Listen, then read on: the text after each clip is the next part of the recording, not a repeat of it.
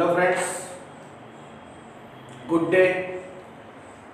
आज Z educational सर्विसेसनी YouTube channel पर आप सर्वेનું हार्दिक स्वागत છે।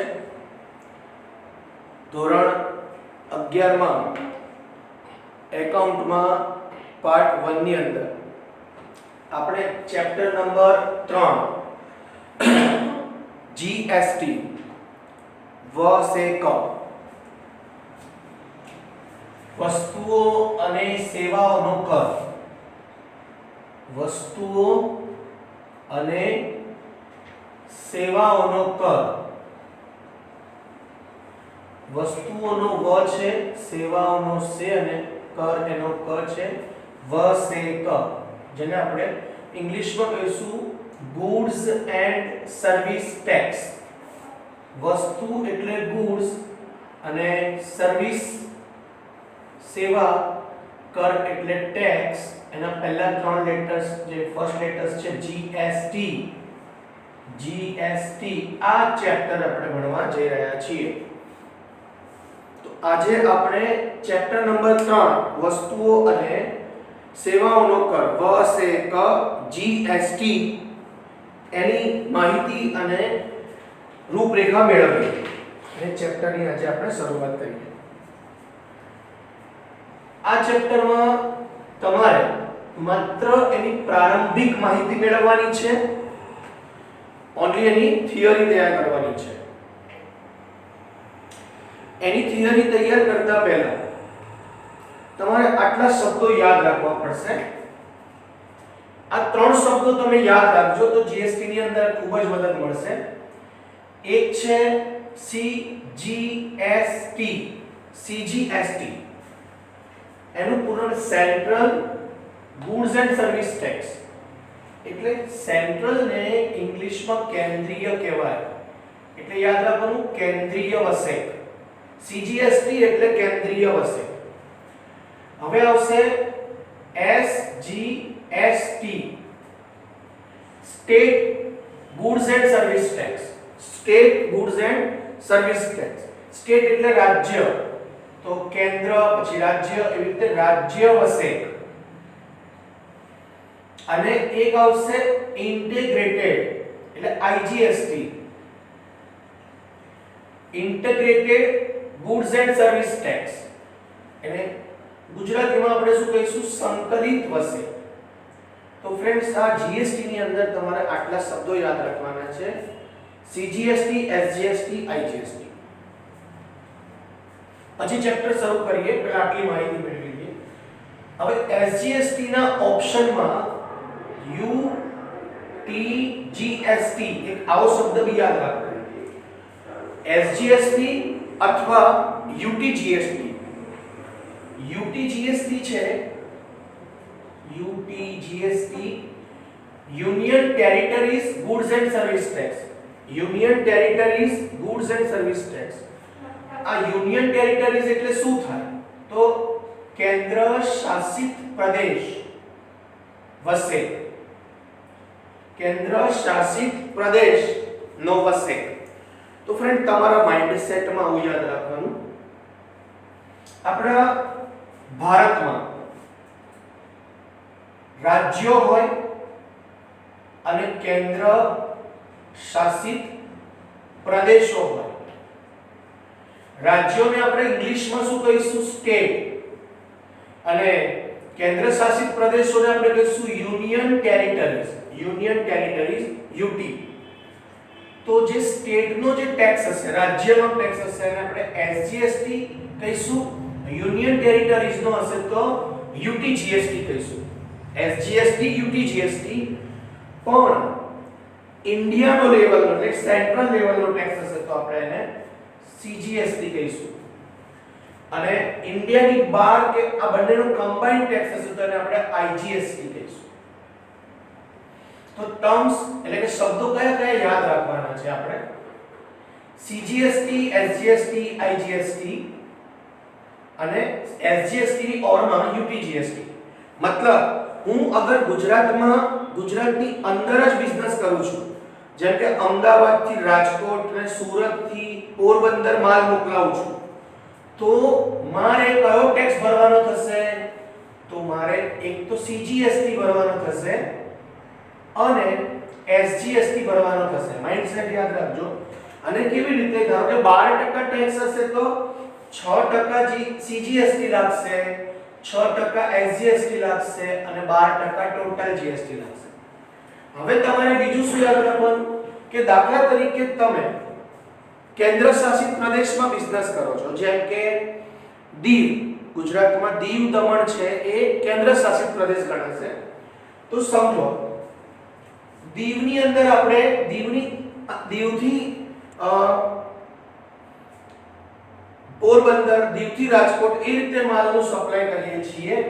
તો અગર દીવથી આપણે સપ્લાય કરીશું તો CGST લાગશે અને UTGST લાગશે. આ ધ્યાન રાખજો. કેમ SGST ની જગ્યાએ UTGST આવું? કેમ કે આ બિઝનેસ ક્યાં ચાલી રહ્યો છે? કેન્દ્ર શાસિત પ્રદેશમાં ચાલી રહ્યો છે. એટલે એમાં કેન્દ્ર સરકાર 6% ટેક્સ લઈ જશે, UTGST ના 6% લાગશે, એમ 12% GST લાગે. અગર ટકા 18% હશે તો બંને વચ્ચે 9% ડિસ્ટ્રીબ્યુટ થશે, 9% વહેંચાશે. પણ એટલું યાદ રાખીશું કે અગર કેન્દ્ર શાસિત પ્રદેશોમાં બિઝનેસ થતો હશે તો કેન્દ્ર શાસિત પ્રદેશોનો UTGST અને CGST એટલે કેન્દ્ર સરકાર, આ બંને વચ્ચે ટેક્સ વહેંચાશે. પણ દાખલા તરીકે હું ગુજરાતથી રાજસ્થાન, રાજસ્થાનથી મહારાષ્ટ્ર એવી રીતે માલની લેવડ દેવડ કરું છું તો CGST IGST એપ્લાય થશે. અગર હું ગુજરાતની બહાર માલ આપું છું તો એની અંદર મારે IGST એપ્લાય થશે. અને ફોરેન થી અગર હું કોઈ વસ્તુ આયાત કરું છું તો પણ IGST લાગુ પડશે. તો તમે ગુજરાત કે મહારાષ્ટ્ર રાજ્યની અંદર જ વેપાર કરો છો, રાજ્યની અંદર જ વેપાર કરો છો તો એને આંતરરાજ્ય વેપાર કહેવાશે. અને આંતરરાજ્યમાં CGST અને SGST લાગુ પડશે. અગર તમે કેન્દ્ર શાસિત પ્રદેશથી બિઝનેસ કરો છો તો UTGST અને CGST લાગુ પડશે. પણ તમે તમારા રાજ્યની બહાર ધંધો કરો છો તો આંતરરાજ્ય વેપાર થયો. રાજ્યની અંદર નહીં, આપણે રાજ્યની બહાર ગયા, ગુજરાતથી મહારાષ્ટ્ર, મહારાષ્ટ્રથી આંધ્રપ્રદેશ, કેવી રીતે માલની લેવડ દેવડ થાય એને આંતરરાજ્ય કહેવાય. અને રાજ્યની અંદર જ લેવડ દેવડ તો આંતરરાજ્ય કહેવાય. તો આંતરરાજ્ય લેવડ દેવડ થાય તો તમારે IGST ભરવો પડે. માઇન્ડસેટ થઈ ગયું? આ યાદ રાખીશું આપણે. આટલું યાદ રાખીએ પછી આપણે ચેપ્ટરની શરૂઆત કરીએ. હવે અહીંયા થોડીક માહિતી તમારી ટેક્સ્ટ બુકના માહિતી પ્રમાણે જ છે અને આપણે એ પ્રમાણે થિયરી મોડેલ કરવાની છે. દેશની આર્થિક જરૂરિયાતને પહોંચી વળવા સરકાર કરવેરા એટલે કે ટેક્સ ઉઘરાવે છે. બધાને ખબર છે, આપણે ઇકોનોમિક્સમાં 10મા ધોરણમાં ભણ્યા હશું કે સરકાર ટેક્સ શું કામ ઉઘરાવે? તો સરકારની પોતાની બી જરૂરિયાત છે. જાહેર કામો, રોડ રસ્તા કે નહેરો, પુલો બનાવવાનું કામ હોય એના માટે, જાહેર જનતાની સેવાઓ માટે ગાર્ડનો ઊભા કરવાના કે બીજા કોઈ કાર્યો હોય તો એ જાહેર કાર્યો માટે સરકારને નાણાંની જરૂર પડતી હોય. એના માટે સરકાર એ આર્થિક જરૂરિયાત પહોંચી વળવા માટે સરકાર લોકો પાસેથી ટેક્સ ઉઘરાવે છે. આ ટેક્સ કે વેરા બે ભાગમાં વહેંચાય. કરવેરા બે પ્રકારના હોય છે, પ્રત્યક્ષ વેરા અને પરોક્ષ વેરા. પ્રત્યક્ષ વેરા અને પરોક્ષ વેરા. તો આપ સર્વેએ ઇન્કમ ટેક્સ એટલે કે આવક વેરાનું નામ સાંભળ્યું હશે. આવક વેરો એ પ્રત્યક્ષ વેરો છે.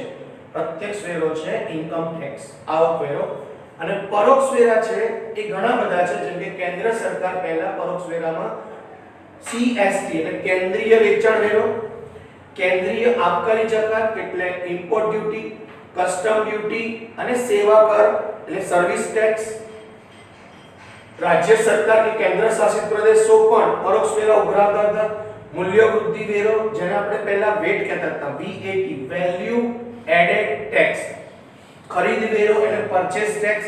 વેચાણ વેરો એટલે રાજ્યનો વેચાણ વેરો. State sales tax, sales state sales tax, મનોરંજન વેરો એટલે એન્ટરટેનમેન્ટ ટેક્સ. તો ફ્રેન્ડ્સ આ બધા વેરાને કયા વેરા કહેવાય? પરોક્ષ વેરા.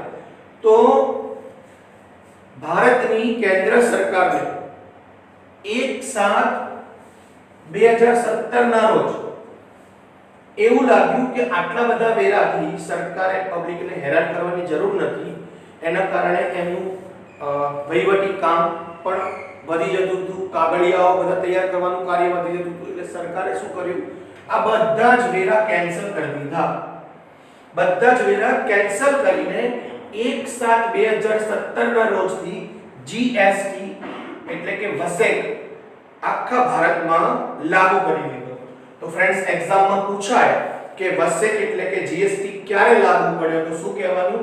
1/7/17 ના રોજથી વસેક લાગુ પડ્યો. એક દેશ એક કરના સૂત્ર હેઠળ આ ટેક્સ લાગુ પાડવામાં આવ્યો. હું પરીક્ષામાં પૂછું કયા સૂત્ર હેઠળ વસેક લાગુ પાડવામાં આવ્યો? તો વસેક છે એ એક દેશ એક કરના સૂત્ર હેઠળ લાગુ પાડવામાં આવ્યો. આ કાયદામાં 5 કાયદાઓનો સમાવેશ થાય છે. વસેકને ઇમ્પ્લિમેન્ટ કરવા એટલે કે વસેકને દાખલ કરવા સરકારે 5 કાયદાઓ ઘડ્યા. કયા 5 કાયદાઓ દ્વારા એનું અમલીકરણ બનાવ્યું? કે એક સીજીએસટી એક્ટ કેન્દ્રીય વસેક કાયદો, એસજીએસટી એક્ટ રાજ્ય વસેક કાયદો, યુટીજીએસટી એટલે યુનિયન ટેરિટરી જીએસટી કેન્દ્ર શાસિત પ્રદેશ હોય ને એને કહેવાય યુટી. કેન્દ્ર શાસિત પ્રદેશને કહેવાય યુટી યુનિયન ટેરિટરી. એનો વસેક કાયદો લાગુ પડ્યો. આઈજીએસટી સંકલિત વસેક કાયદો લાગુ પડ્યો. અને એક છે 5મા નંબર પર જીએસટી કોમ્પેન્સેશન સેસ એક્ટ. ગુજરાતીમાં કહીશું રાજ્ય વળતર વસેક કાયદો. એમાં એવું છે કે રાજ્ય સરકારને કદાચ સરકારને ટેક્સ ઓછો મળે વધુ મળે તો એને કોમ્પેન્સેટ કરવા રાજ્ય સરકારને કેન્દ્ર સરકાર કરતા ટેક્સ ઓછો મળે કે એની ભરપાઈ કરવાની જરૂર પડે તો આ કાયદા હેઠળ એ ટેક્સ કોમ્પેન્સેટ કરવામાં આવે છે, મેળવવામાં આવે છે. ફ્રેન્ડ્સ આ રીતે 5 કાયદાઓ હેઠળ જીએસટી એપ્લાય કરવામાં આવ્યું, દાખલ કરવામાં આવ્યું. કયા દિવસથી? 1/7/17 ના રોજથી. હવે જીએસટી નો અર્થ શું? તો આપણે કીધું ને હમણાં કે આ બધા ટેક્સ સરકારે નાબૂદ કર્યા, કેન્સલ કર્યા અને એની જગ્યાએ વસ્તુઓ અને સેવાઓ ઉપર જે કર નાખ્યો એનું નામ જીએસટી. તો વ્યાખ્યામાં કે અર્થમાં શું બોલીશું આપણે? કેન્દ્ર સરકાર, રાજ્ય સરકાર, કેન્દ્ર શાસિત પ્રદેશોની સરકારો દ્વારા ઉઘરાવાતા વિવિધ વેરાઓ, આ ઉઘરાવાતા અલગ અલગ વેરાઓ છે એ રદ કરીને વસ્તુઓ અને સેવાઓને કર હેઠળ આવરી લેવામાં આવ્યા એને જીએસટી કહે છે. જુદી જુદી સરકારો, રાજ્ય સરકાર, કેન્દ્ર શાસિત પ્રદેશની સરકાર અને રાજ્ય સરકાર, કેન્દ્ર સરકાર અને કેન્દ્ર શાસિત પ્રદેશોની સરકારો આ જુદા જુદા વેરા લેતી હતી એ જુદા જુદા વેરાઓ રદ કરીને એના સ્થાને જે વેરો વસ્તુ અને સેવાઓ પર લાગુ પાડ્યો એનું નામ જીએસટી છે. વસેકને ટૂંકમાં જીએસટી કહે છે. વસેકને ટૂંકમાં જીએસટી કહે છે.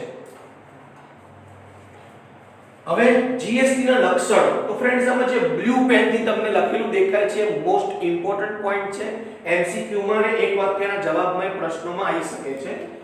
વસેકના લક્ષણો, જીએસટી ના લક્ષણો. ઘણા બધા વેરા રદ કરીને એક જ વેરો એટલે કે જીએસટી લાગુ પાડવામાં આવેલ છે. સમજાય જાય એવું જ લક્ષણ છે. આ વેરો પૂર્તિ ઉપર લાગુ પડે. પૂર્તિ એટલે સપ્લાય. જેમ કે હું રાજસ્થાનમાં માલ આપું છું, એટલે કે મેં રાજસ્થાનમાં માલ સપ્લાય કર્યો, મેં રાજસ્થાનમાં સેવા આપી. તો સેવા આપો કે માલ સપ્લાય કરો છો. સપ્લાય એટલે પુરવઠો પૂરો પાડવો, માલ પૂરો પાડવો, વસ્તુની સેવા પૂરી પાડવી. તો એ બધામાં એ સપ્લાય જે આવે એને પૂર્તિ કહેવાય. એના ઉપર ટેક્સ લાગે છે. હું એક્ઝામમાં પૂછું કે જીએસટી શેના પર લાગે? તો એવું ના કહેતા ઉત્પાદન પર લાગે, એવું ના કહેતા વેચાણ પર લાગે. શું કહેવાનું? સપ્લાય એટલે કે પૂર્તિ પર જીએસટી લાગે છે. આ વેરાની કામગીરી વસેક એટલે કે જીએસટી કાઉન્સિલ હેઠળ થાય છે. કોના હેઠળ જીએસટી ની કામગીરી થાય છે? જીએસટી કાઉન્સિલ અથવા વસેક કાઉન્સિલ હેઠળ જીએસટી ની કામગીરી થાય છે. આ કાઉન્સિલમાં દરેક રાજ્ય પ્રતિનિધિત્વ ધરાવે છે. દરેક રાજ્યો આ કાઉન્સિલમાં પ્રતિનિધિત્વ ધરાવતા હોય છે અને તેના અધ્યક્ષ તરીકે કેન્દ્રીય નાણાં મંત્રી હોય છે. તો વસેકનું જે કાઉન્સિલ છે એના અધ્યક્ષ તરીકે કોણ હોય છે? તો કેન્દ્રીય નાણાં મંત્રી, સેન્ટ્રલ ફાઇનાન્સ મિનિસ્ટર હોય છે. વસેકના દરની ભલામણ વસેક કાઉન્સિલ દ્વારા થાય છે. આજે ટેક્સના રેટ છે 12%, 15%, 8%, 18%, તો એવા ટેક્સના જે ટકા છે જીએસટી ના કોણ નક્કી કરે છે? દર કોણ નક્કી કરે છે? તો એ નક્કી કરે છે વસેક કાઉન્સિલ. વસ્તુઓ અને સેવાઓની આયાતને આંતરરાજ્ય પૂર્તિ તરીકે લેવામાં આવે છે. તમે ફોરેનથી કોઈ પણ વસ્તુ લાવો કે ફોરેનની કોઈ સેવાઓનો લાભ લો છો તો એને આપણે આંતરરાજ્ય પૂર્તિ તરીકે લેવામાં આવે છે. એને આપણે આઈજીએસટી, આંતરરાજ્ય પૂર્તિ એટલે આઈજીએસટી લાગુ પડે એમ. વસ્તુઓ તથા સેવાઓની આયાતને આંતરરાજ્ય પૂર્તિ તરીકે લેવામાં આવે છે. ખરીદી ઉપર ચૂકવેલો વસેકની રકમ વેચાણ ઉપર ચૂકવવા પાત્ર વસેકની રકમમાંથી બાદ કરવામાં આવે છે તેને વસેક પરત જમા એટલે કે ઇનપુટ ટેક્સ ક્રેડિટ કહે છે. આ મોસ્ટ ઇમ્પોર્ટન્ટ પ્રશ્ન છે ફ્રેન્ડ્સ.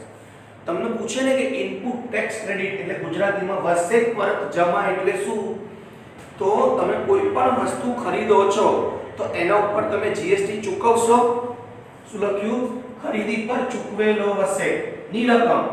પછી વેચાણ કરશો એનો જીએસટી વસૂલ કરશો તો વેચાણ ઉપર ચૂકવવા પાત્ર વસેકની રકમમાંથી બાદ કરવામાં આવે છે એને વસેક પરત કહેવાય.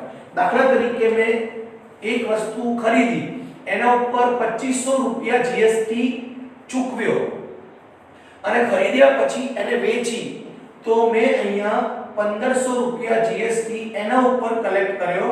તો ખરીદીનો જીએસટી માંથી વેચાણનો જીએસટી બાદ કરવામાં આવે અને પછી જે જવાબ મળે ખરીદીના જીએસટી માંથી વેચાણનો જીએસટી બાદ કર્યા પછી જે જવાબ મળે એને ઇનપુટ ટેક્સ ક્રેડિટ એટલે કે વસેક પરત જમા એવું કહે છે. ફ્રેન્ડ્સ, જ્યારે બી આ ચેપ્ટર ભણો ને ઇનપુટ શબ્દ આવે, ઇનપુટ એટલે ખરીદી સમજવાનું અને આઉટપુટ શબ્દ આવે એટલે વેચાણ સમજવાનું. જીએસટી માં ઇનપુટ નો મતલબ ખરીદી અને આઉટપુટ નો મતલબ વેચાણ એવું સમજી લેજો.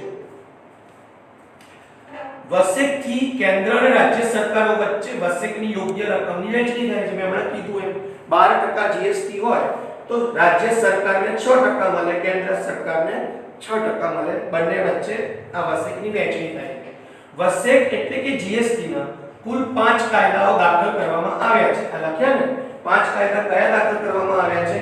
કેન્દ્રીય વસેક, રાજ્ય વસેક, કેન્દ્ર શાસિત પ્રદેશ વસેક, સંકલિત વસેક અને રાજ્ય વળતર વસેક. આટલા કાયદા દાખલ કરવામાં આવ્યા છે. આખા દેશમાં વેરાની પ્રક્રિયા, અમલીકરણ અને દરોમાં સમાનતા ઊભી કરવા માટે વસેકના કાયદાને દાખલ કરવામાં આવ્યો છે. વસેક શું કામ દાખલ કર્યો? કે આખા દેશમાં કરવેરાનું માળખું એક સરખું અને સમાન રહે. એટલે વેરાની પ્રક્રિયા છે એને ઇમ્પ્લિમેન્ટ કરવાનું અમલીકરણ છે, એના ટેક્સના જે રેટ છે આખા દેશમાં સેમ રહે, સમાન રહે. એટલા માટે જીએસટી દાખલ કરવામાં આવે. હવે અગર તમે માલ ખરીદી કરો છો, વસ્તુ કે સેવા ખરીદો છો એટલે ખરીદ પૂર્તિ અને વસ્તુ કે સેવા વેચો છો તો વેચાણ પૂર્તિ. તો ફ્રેન્ડ્સ, મેં તમને હમણાં શું કીધું? ખરીદી કરો છો ત્યારે ઇનપુટ શબ્દ યાદ રાખીશું, વેચાણ કરો છો ત્યારે આઉટપુટ.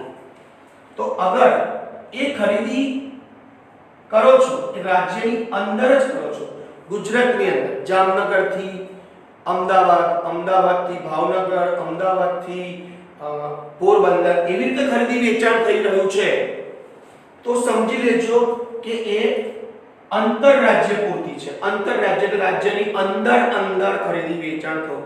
રાજ્યની અંદર જ વ્યવહાર થાય તો બે ટેક્સ લાગુ પડે છે. બે ટેક્સ. ખરીદી વખતે ઇનપુટ લાગે કે આઉટપુટ? તો યાદ રાખવાનું ઇનપુટ. તો ઇનપુટ સીજીએસટી, ઇનપુટ એસજીએસટી. અને અગર રાજ્યની જગ્યાએ કેન્દ્ર શાસિત પ્રદેશ હોય તો ઇનપુટ યુટીજીએસટી. આ બે ટેક્સ લાગુ પડે. તમે હંમેશા ક્યાંય પણ તમે રેસ્ટોરન્ટમાં જમવા બી જાઓ છો તો તમે બિલ માંગશો ને તો જે ટેક્સના ટકા હશે ને બે ભાગમાં વહેંચેલા હશે. તમે ધ્યાનથી જોજો. ઇનપુટ એ લોકો આઉટપુટ લખશે કેમ કે એ લોકોનું વેચાણ કહેવાય એટલે આઉટપુટ સીજીએસટી, આઉટપુટ એસજીએસટી એવું લખેલું હશે.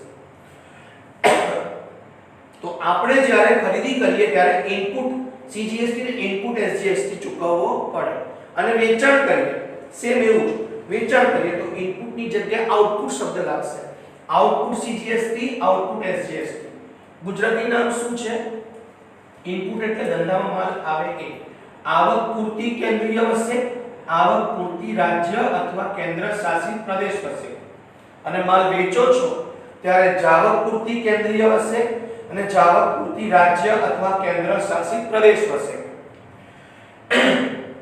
અને રાજ્યો કે કેન્દ્ર શાસિત પ્રદેશોની બહાર ખરીદી વેચાણ કરો છો રાજ્ય કે કેન્દ્ર શાસિત પ્રદેશોની બહાર ખરીદી વેચાણ કરો છો જેમ કે અમદાવાદ થી તમે જયપુર માલ મોકલ્યો તો રાજ્ય બદલાઈ ગયું ગુજરાત થી રાજસ્થાન થઈ ગયું અહીંથી તમે ઉજ્જૈન માલ મોકલ્યો તો ગુજરાતની સામે મધ્યપ્રદેશ આવી ગયું ગુજરાત થી બહાર નીકળો છો તો ખરીદી વખતે ઇનપુટ IGST અને વેચાણ કરો તો આઉટપુટ IGST લાગુ પડે ઇનપુટ IGST એટલે આવક પૂરતી સંકલિત વસેક અને માલ વેચો ત્યારે માલ જતો હોય એટલે જાવક પૂરતી સંકલિત વસેક લાગુ પડે છે તમારી સમજૂતી માટે મેં અહીંયા લખ્યું છે ખરીદ પૂરતી એટલે ઇનપુટ વેચાણ પૂરતી એટલે આઉટપુટ ખરીદો ત્યારે ઇનપુટ વેચો ત્યારે આઉટપુટ શબ્દ લગાડવાનો અહીંયા કેટલીક એક્સ્ટ્રા માહિતી છે એ તમને યાદ રાખવા માટે CGST એટલે કેન્દ્રીય વસેક SGST C એટલે સેન્ટ્રલ સેન્ટ્રલ એટલે કેન્દ્રીય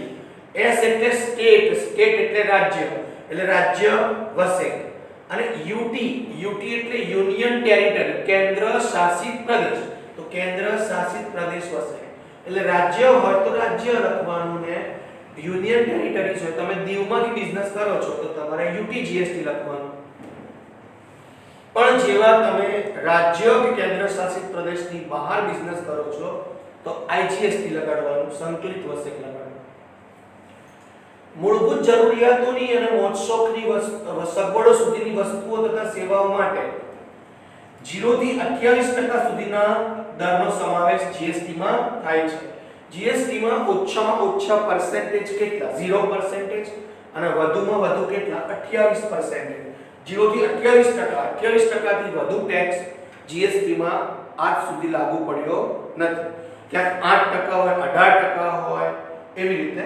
12% ઉપર 0% હોય 28% હોય 28% થી વધુ ટેક્સ એપ્લાય કરતો નથી GST ના નોર્મલી એ 4 સ્લેબ છે 0 થી વધુ છો તો કેટલા ટેક્સ ના સ્લેબ છે 5% નો સ્લેબ 12% નો સ્લેબ 18% નો સ્લેબ અને 28% નો સ્લેબ સમજો 5% હોય તો 2.5% રાજ્ય સરકારને મળે 2.5% કેન્દ્ર સરકારને મળે 12% હોય તો 6% કેન્દ્ર સરકારને મળે 6% રાજ્ય સરકારને મળે એવી રીતે 18% હોય તો 9% રાજ્ય સરકાર લઈ જશે 9% કેન્દ્ર સરકાર લઈ જશે અને ક્યાંક કોઈને ઓછો વધતો થાય ટેક્સ તો એના માટે આ રહ્યો ને રાજ્ય વળતર વસેક કાયદો એ પ્રમાણે સરકારો અંદર ટેક્સ કોમ્પેન્સેટ કરી લેશે એકબીજા પાસેથી મેળવી લેશે the GST compensation cess act